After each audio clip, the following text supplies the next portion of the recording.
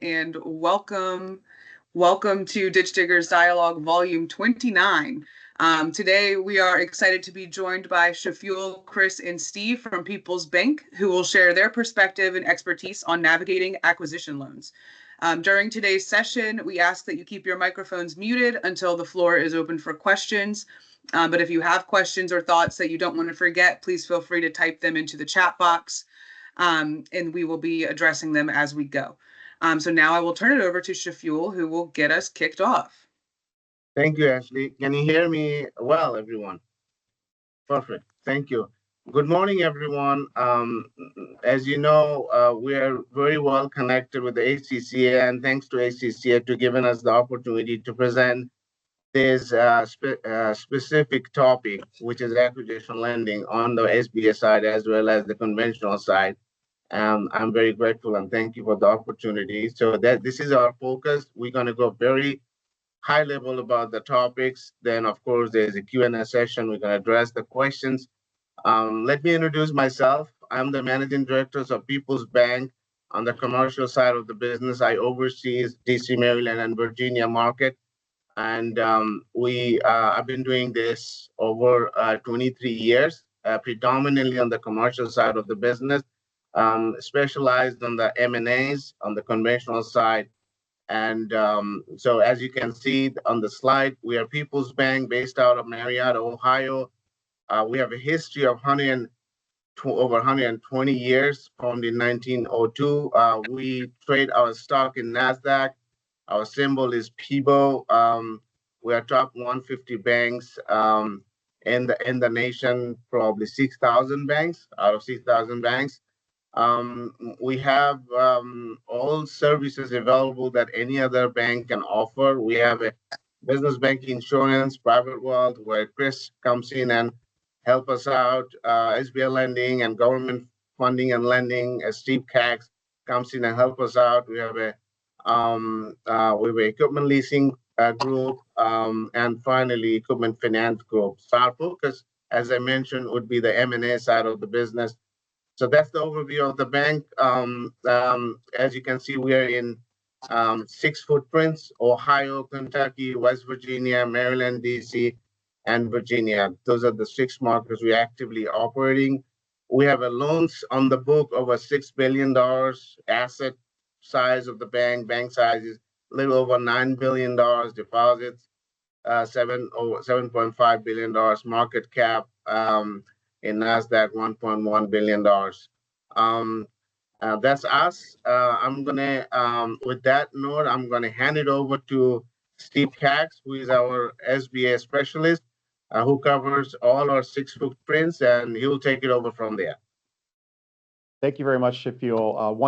As Shafuel said, my name is Steve Skaggs. Do a little credentializing. I've actually been in the banking industry for this is my 3rd decade now. And then obviously prior to joining banking, I actually did third-party lending. So I'm very familiar with acquisition financing from my previous life and my banking life. For me, I've actually worked on both sides of the house. I have been in the retail side and a business lender for a number of years before moving into the credit side of the house, where I currently, with People's Bank, I'm a business banking and government guarantee credit officer. So I do adjudicate deals within all 6 of our current markets. And I do work with all our teams, including our wonderful DC and Northern Virginia team. Part of my presentation was really to talk about SBA lending and how that can be leveraged for business acquisitions. Now, one of the things I will say, when you deal with any lender that does work with the SBA, they can really be of 2 different categories. One is a general processing lender, which means they do not make any delegated decisions. Their decisions are all sent to California, and the SBA determines directly whether or not they will do the deals. People's Bank, since 2014, has been an SBA preferred lender, which means that we actually make the decisions internally that whether or not we can do the transactions. We may periodically go to the SBA in California, get concurrence on our decisions, but for the majority of our deals, we make the decisions in-house with our lending and credit teams. So typically, how does a business acquisition work? Well, one of the things we have to determine for the SBA, and that kind of determines our actions as a lender, is we do have to determine whether it's a stock or an asset purchase acquisitions. There are actually two different pathways based upon that first decision, how you want to acquire the business. Obviously, in a stock transaction, a lot of times we look at what's called goodwill or an airball in the credit world, and we have to look at ways to mitigate that. In an asset purchase, mostly we're looking at the assets, making sure that we have the value in those assets based upon some third party, and that third party evaluation will let us know what our advance rates will be and how we can leverage those assets for purchase. So when you're thinking of acquisition, obviously one of the things will be whether it's a stock or an asset purchase, and that'll determine which route we would use with the SBA and how we would collateralize it. Now, one of the reasons why people say, well, why would I want to deal with the SBA? There's going to be additional fees, additional cost. Well, part of it is, and one of the biggest things is it allows you to have more flexible repayment terms. So a lot of times on an unsecured loan or an undersecured loan, most lenders will want that paid back within 36 months. Well, by adding an SBA guarantee, you could look at a stock purchase where it could be up to 10 years for the payback on that. And if the asset purchase does include commercial real estate as part of that package, greater than 50% of the purchase, you could actually have up to 25 years for an asset purchased. So it's something to think about where when you're buying a business, how do you want to do that and how much can you leverage? Now, typically the rates and pricings always have to comply with what the SBA standard operating procedures, or you'll hear people shorten it up by saying SOP.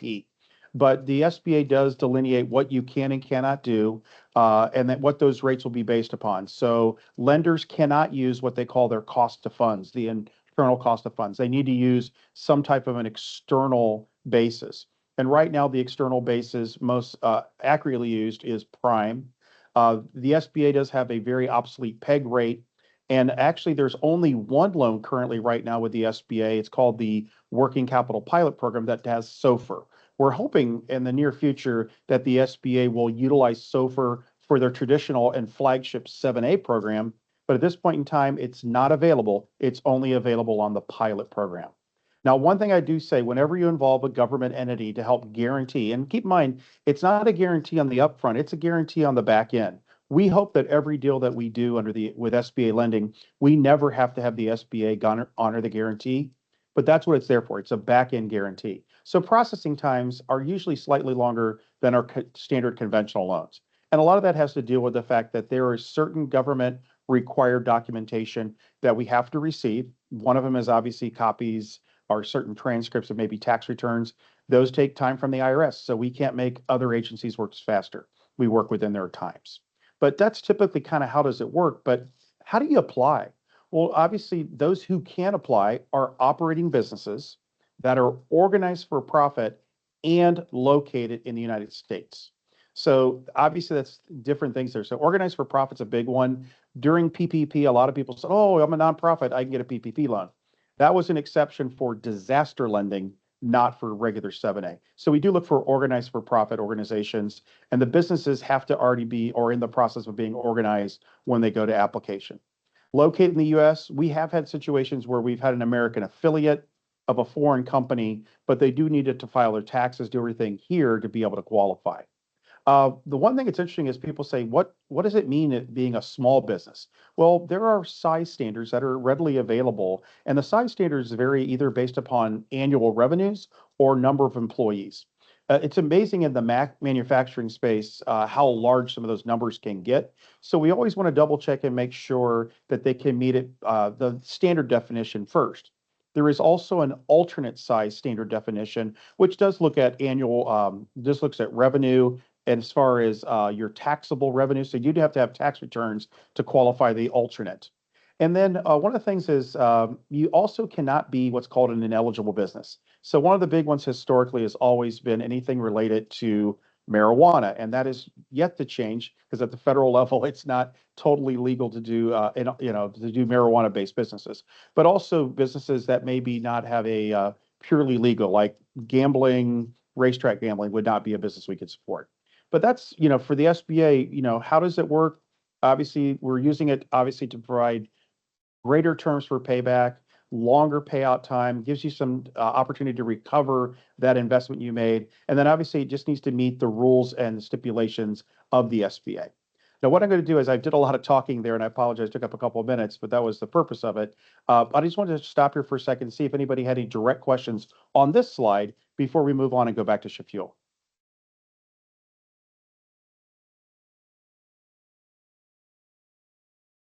As one of my friends says, hearing none, Shafiul, moving on back to you, sir. Thank you. Thanks, Steve.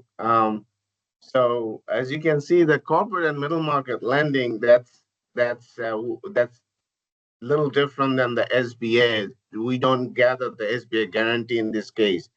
Therefore, we can customize the structure. That's the beauty of middle market and corporate lending. Depending on the asset quality, depending on the balance sheet, and in middle market, we typically lend on the balance sheet strength. Balance sheet strength can dictate whether we can seek for guarantee, personal guarantee or not.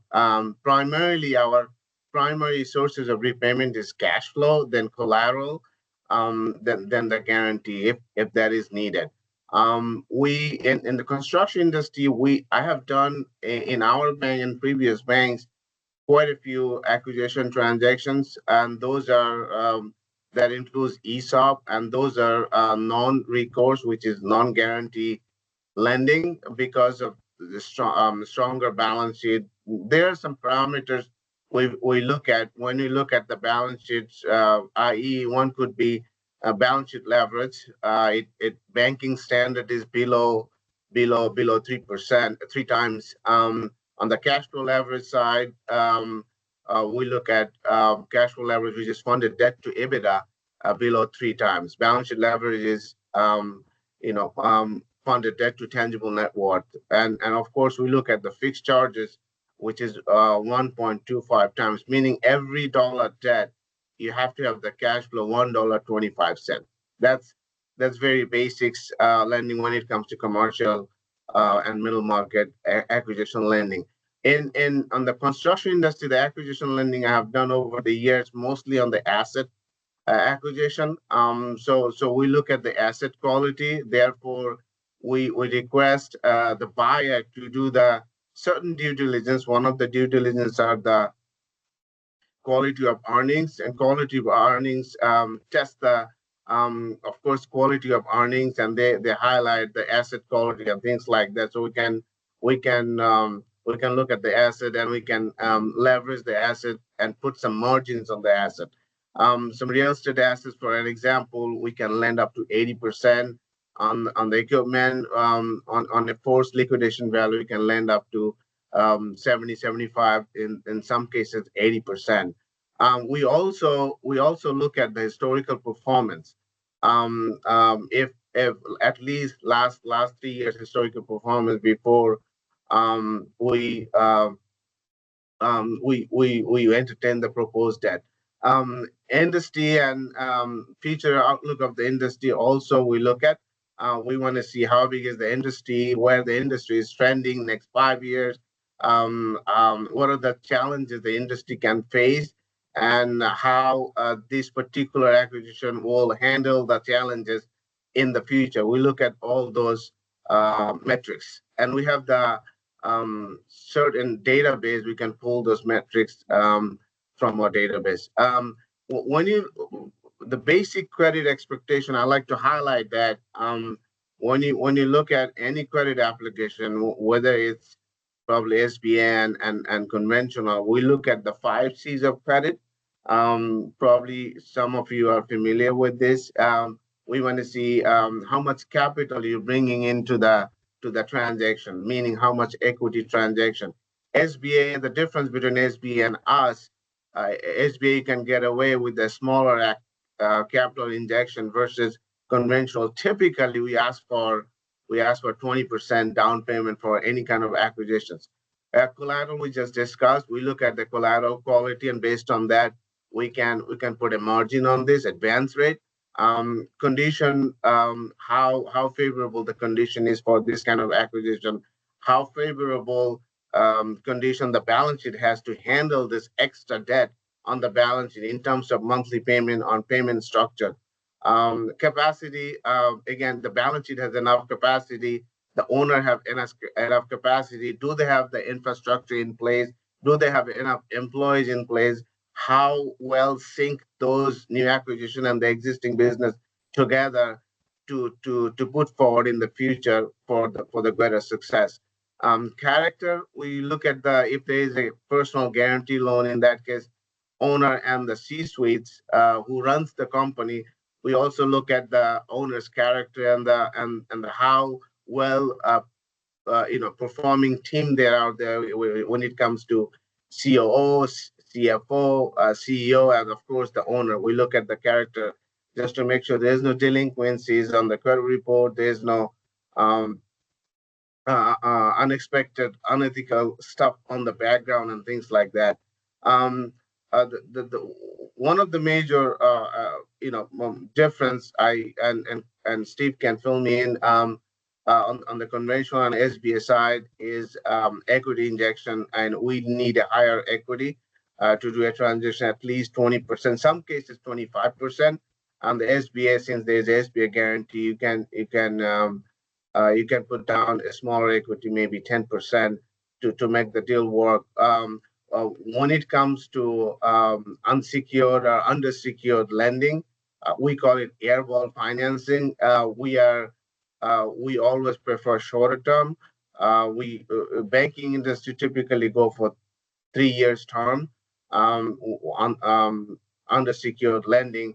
When it comes to acquisition, we can structure as many different way. We can secure portion. We can go for longer term, 15, 20 years term. The unsecured portion, we can stretch it to 3 years term, 5 years amortization. Many different way we can structure this. So customization is there. Um, Sometimes I have done quite a few acquisition transactions. Sometimes when the business is shy on capital, bringing 20-25%, 20-25% capital to the deal, they always seek for sub debt or mezzanine debt or seller note in the deal. Sometimes seller note can be 5% to 10%, and the purchaser brings in 10%, that makes it 20% or 25%. The subdebt, in the situation of subdebt or mezzanine debt, we that needs to be fully subordinate and stand still under default scenario. We as a senior lender or bank lender, we want to take the first position, and the subdebt has to be fully subordinated. Covenants, conventional lending, we customize covenants based on the deal complexity and the size of the deal and the asset quality and the guarantee and the balance sheet and the cash flow. It varies from deal to deal. Of course, you get a favorable rate on the conventional side because you're bringing more equity to the deal upfront. Closing fee, closing cost can be much cheaper than the SBA loan.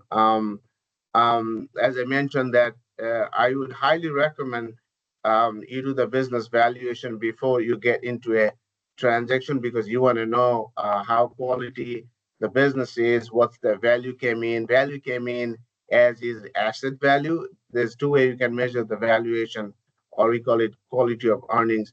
One can be done based on the asset value, another can be done based on the enterprise value. So when enterprise value can determine what's the multiples you're applying towards the EBITDA to buy the business. In construction industry, usually it ranges. I'm doing an acquisition. It's 8 times. 8 times is okay. Anything over 8 times EBITDA multiples is high. In this case, the transaction I'm looking at, it's the EBITDA is $18 million. So 8 times of that, the purchase price. But if your EBITDA is lower, 6 or 7, you don't want to go more than 6 times. Again, you want to look at the industry outlook. You want to look at your competitiveness. Um, Therefore, you can determine the multiples. I think when you do the business valuation along with the transaction, it's a good negotiation point. Buyer to negotiate with the seller because the the third party valuation, and therefore it's easier for you to negotiate with the seller, so you can buy with lower multiples, i.e., 4 to 6 times, maybe 7 to 8 times. So those are the very high level M&A financing on the conventional side. Um, so I will pause there and I'll open for questions if there's any questions. Shafuel, that is a very, very high multiplier. I'm surprised it's so high. And is that based on 3-year results or 5-year results, or what term? Great question, John. Based on 3 years average performance, the reason, let me give you a little bit more background. The reason it's 8 times multiples, I agree with you, it's high because they do design, architect design, and construction. So they do customized work for the big companies in the middle market as well as the corporation. Um, but yeah, I mean, the ideal pricing could have been 6 to 7 times, 8 times is high. I agree. Okay, thank you. Any other questions? Thank you. I'll now hand it over to Chris Cicino, who is my colleague who handles the private wealth side of the business. All right. Thanks, Shafiel. So my name is Chris, and I lead the private wealth management business for the DC, Maryland, and Virginia market. I've known Shafiel for the better part of a decade now, and I've been doing this for going 17 years. So my goal is to support clients with financial planning, investment management, and Sheffield and I do have a focus where we advise clients who are preparing an exit, who are getting ready to sell their business. So up until now, we discuss acquisition loan, how to structure those. But on the other side of buying a business is also selling a business, right? And that's what I want to touch up on this morning. And what we found is that working with business owners who are planning an exit by selling their business, so what we found is often they'll spend a lot of time and resources preparing for the business to sell, find the right buyer, the right structure, and the right price. So, and eventually they'll execute a successful sale, get a big payout, often multi-million-dollar payout, and then are faced with a significant tax bill. Now, the tax bill itself may be inevitable. You just got to pay Uncle Sam, right? Now, how significant that tax bill is depends on many factors that are under the control of that business owner. And those are the type of things I want to touch up on this morning. Without proper proactive tax planning, up to 20, 30, sometimes even more percent, right, of the proceed of the sale may be lost to taxes.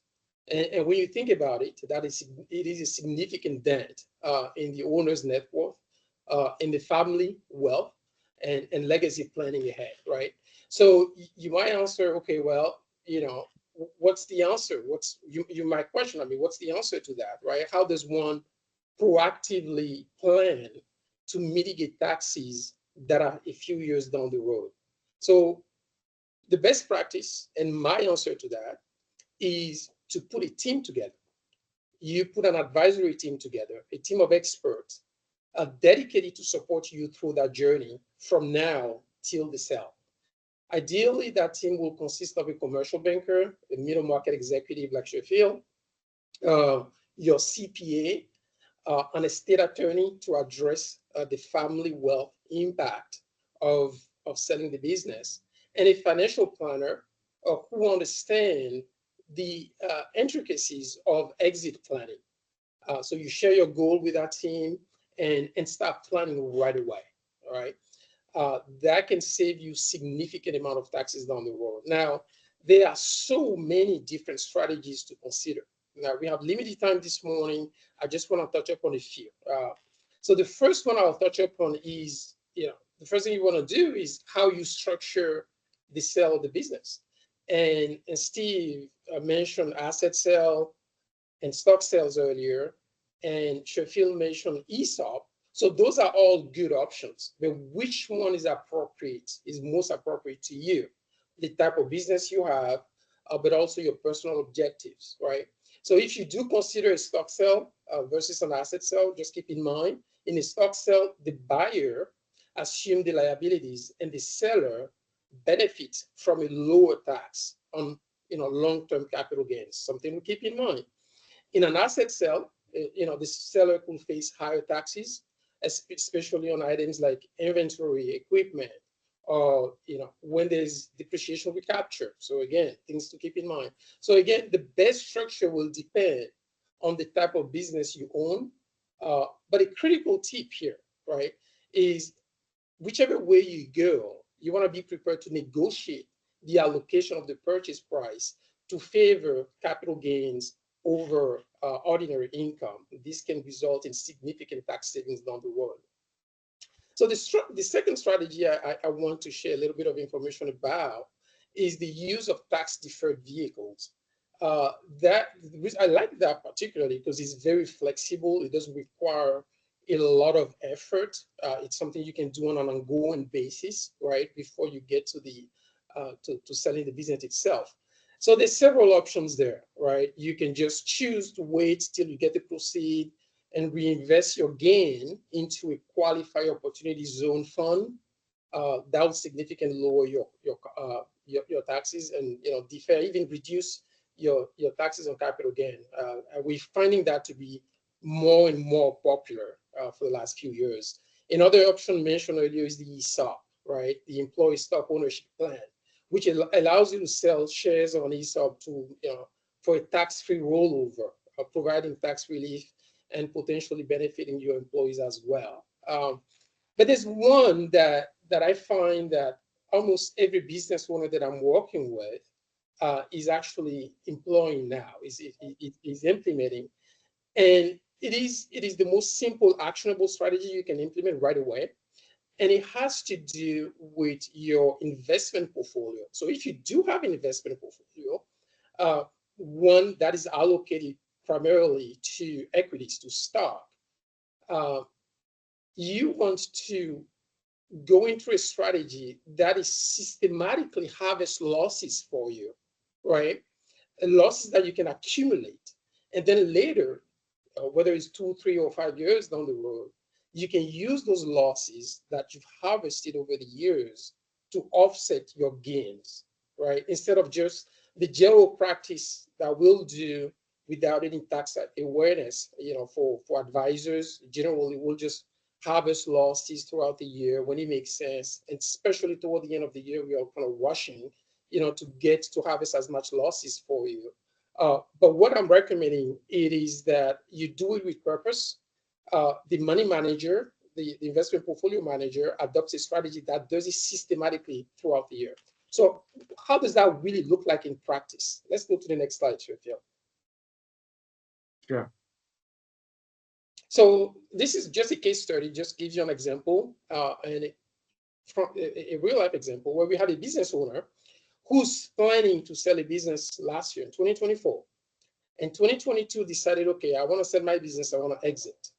In 2022, 2023, use the investment that they already have in the market, or you can bring cash if that's another option, right? Into a direct indexing strategy. So what that is your portfolio will track, let's say, the S&P 500, right? And when you sell the business after 2, 3 years, you gain, in this case, it was a $5 million gain. But throughout the last 2, 3 years, she had accumulated over $250,000 in losses. When she sold the business, she has $5 million, losses of $250,000. That will actually offset some of that gain and significantly lower her tax bill. So we looked at the graphic that I have here. In 2022, you looked at the blue the blue box there, that's the S&P performance. So the S&P was down 18%. So this client's portfolio was down right about the same, 17%. So you track the market. Whatever the return the market gives you, you get it. If it's positive, you get it. If it's negative, you get it. It's passive management.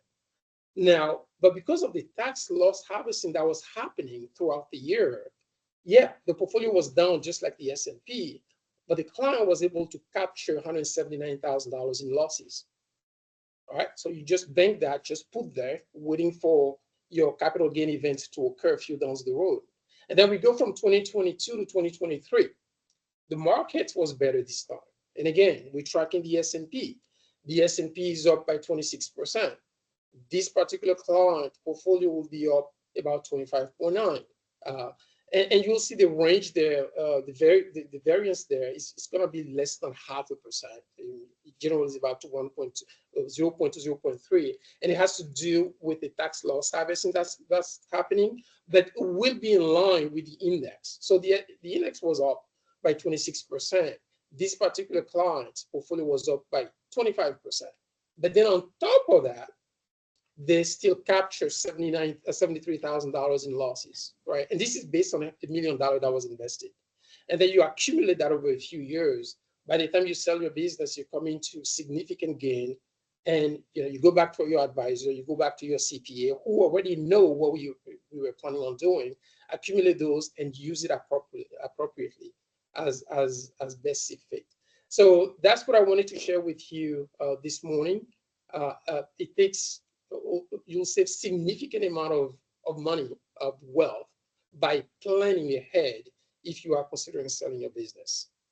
And with that, I'll open it for any question.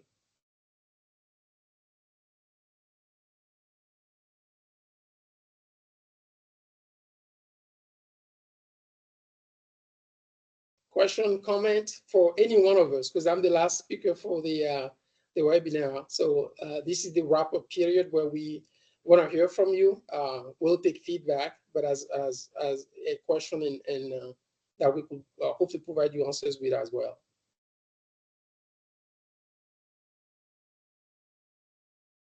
Okay, sure, feedback to you. Thank you. It looks like there's no questions, but anyhow, it can be overwhelming, a lot of information. We have the slides available with Ashley. We have the slides available with us, and this is our contact information.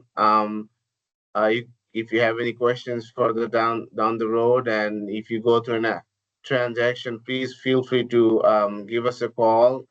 As in the form of, you don't need to bank with us just to get an expert opinion. We always heavily involved with the community. We want to serve the community, and that's the bank's one of the primary objective. And we're always there to support our group, our community, in the form of second opinion. In that case, we'll answer your question, help you to navigate the transaction. So thank you very much, Ashley. Thank you very much, Deborah, for giving us the opportunity. We'll look forward to working with you down the road and with many more transactions. Thank you. Thank you all. Thank you, everyone. Sheffield, Thank you. Sheffield, Steve, and Chris, thank you very much. Thank you. Thank you, Deborah. See you. You're Bye. very welcome. Thank you.